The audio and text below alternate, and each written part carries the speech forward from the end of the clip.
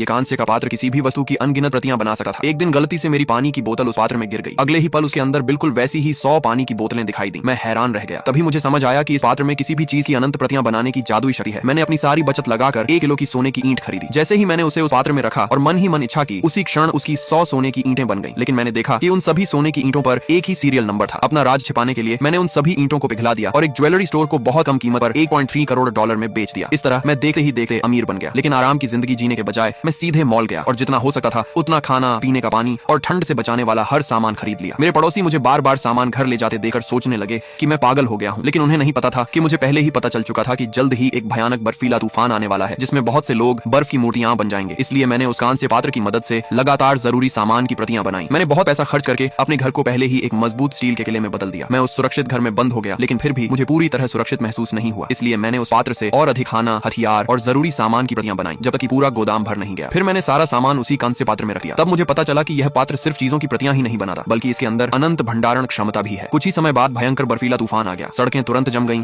और कई लोग वहीं के वहीं बर्फी मूर्तियां बन गए। जो लोग बच गए वे घबरा गए। उनके घरों में न खाना था और न ही ठंड से बचने का कोई साधन। सभी भूख और ठंड से तड़पने लगे। उधर मैं अपने घर में आराम से स्वादिष्ट खाना खा रहा था। तभी एक खूबसूरत महिला कांपती हुई मेरे दरवाजे पर आई और अंदर आने की भीख मांगने लगी। लेकिन मैंने साफ मना कर दिया, क्योंकि मैंने अपने निगरानी कैमरे में पहले ही देख लिया था कि उसके साथ कुछ लोग घात लगाए बैठे थे। अगर मैं दरवाजा खोलता तो वे सभी मिलकर मुझ पर हमला करते थे। जब मैंने उनकी चाल समझ ली तो वे गुस्से में आ गए और जबरदस्ती घर में घुसने की कोशिश करने लगे। लेकिन मेरे विशेष सुरक्षा दरवाजे को वे तोड़ नहीं पाए। मेरा घर अब एक स्टील का किला बन चुका था। फिर मैंने बाहर रखे कूड़ेदान में एक्सपायर हो चुकी ब्रेड का एक बैग फेंक दिया। वे सभी उस पर टूट पड़े और आपस में लड़ने लगे। लेकिन जब उन्हें पता चला कि मेरे पास बहुत सारा खाना है तो उन्होंने वहां से जाने से इनकार कर दिया। वे हथौड़े लेकर मेरी खिड़कियां तोड़ने लगे। लेकिन मैंने पहले ही सभी खिड़कियों में बुलेट प्रूफ शीशे लगवा दिए थे। उन्होंने पूरी ताकत लगा दी, फिर भी शीशों पर एक खरोंच तक नहीं आई। आखिरकार उन्हें भगाने के लिए मैंने अपने हथियार निकाल लिए। लेकिन उन्हें यकीन नहीं था कि मैं सच में उनका इस्तेमाल करूंगा। अपनी संख्या के घमंड में वे मुझे स्वार्थी कहने लगे और मांग करने लगे कि मैं अपना सुरक्षित घर सबके रहने के लिए खोल दूं। उनकी बेवकूफी भरी बातें सुनकर मुझे हंसी आ गई। फिर मैंने गोली चला दी और गुस्से में कहा, अभी के अभी यहाँ से चले जाओ। जब उन्हें समझ आया कि मैं सच में गोली चलाने से नहीं डरता तो वे डर कर वहां से भाग गए। इस अचानक आए प्रलय में मैं एक बात अच्छी तरह जानता था, दया और इंसानियत की बातें वही कर सकता है जो जिंदा